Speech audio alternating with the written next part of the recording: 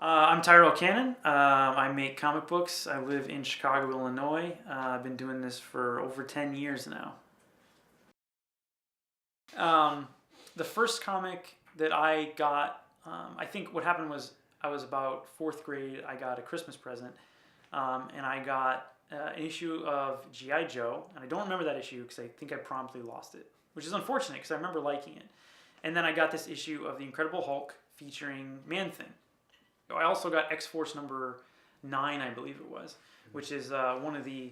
This is going to be great. It's a Rob Liefeld X-Force with Cable with a giant gun on the cover. So you know that one, right?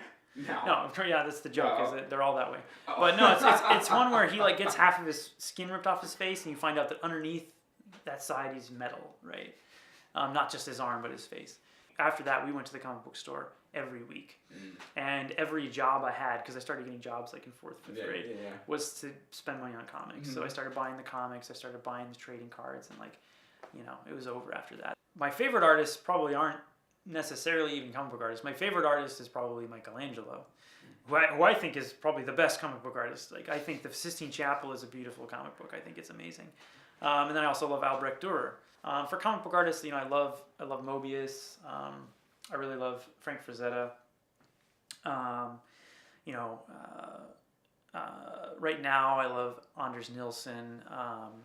You know, Brandon Graham's doing some cool stuff. So yeah, I mean, there's so many artists, it's too many to name, but you know, I went to like a fine arts school, and I think all through high school, a lot of fine art was sort of, you know, what I was looking at, and that's still sort of the biggest influence on me.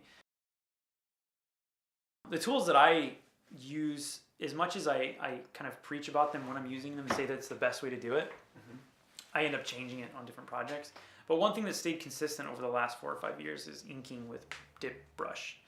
I used to use a thinner brush, and then I used a fatter brush for a while. Some people use a much bigger one, but since I have these like a little obsessive details, I tend to go for a little bit smaller brush.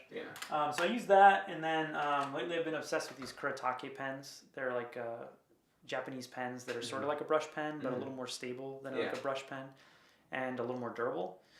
So I use a lot of these for my detail work now, and then I also use Itoya or Stettler Mars liner pens. I use blue pencil now. I didn't used to. I use only clicker pencils, even if I'm inking with graphite or blue pencil.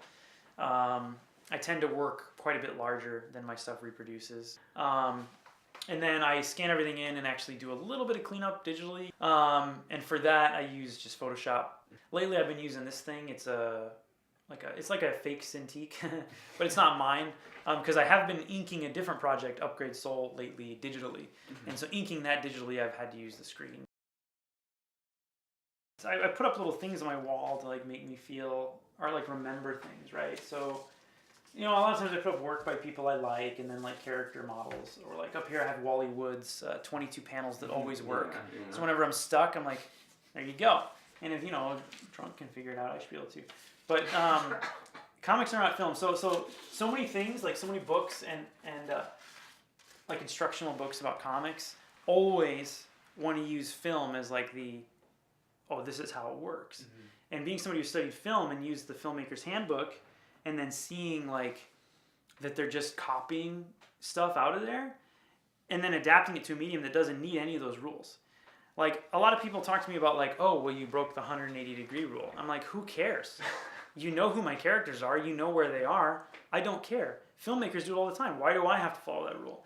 And then always talking about, well, here's where the camera is. I'm like, there's no camera. These are drawings. You don't have to do things in perspective. You don't have to do things from an angle that works. You don't have to be inside the room with the people. My point is that, you know, I don't think that you should try to limit your storytelling to things that work in a completely different medium. You know, those rules are pointless. You know, the other thing is you got sound and you got music and all these things in film that don't come into play in comics at all.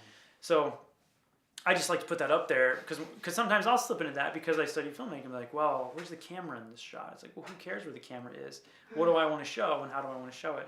What I value most in comics is hard work. And that sounds terrible because there's a lot of other things I value. But if it doesn't look like they put the work into it, I have a hard time connecting with it, you know? And it doesn't mean it has to be drawn in a specific style that I love, but I have to get a sense that they spent some time making it and thinking about it. And if they do that, then I'm I'm usually going to dig it or give it a chance. If it looks like they threw it together in an afternoon, I probably am less likely to pick it up.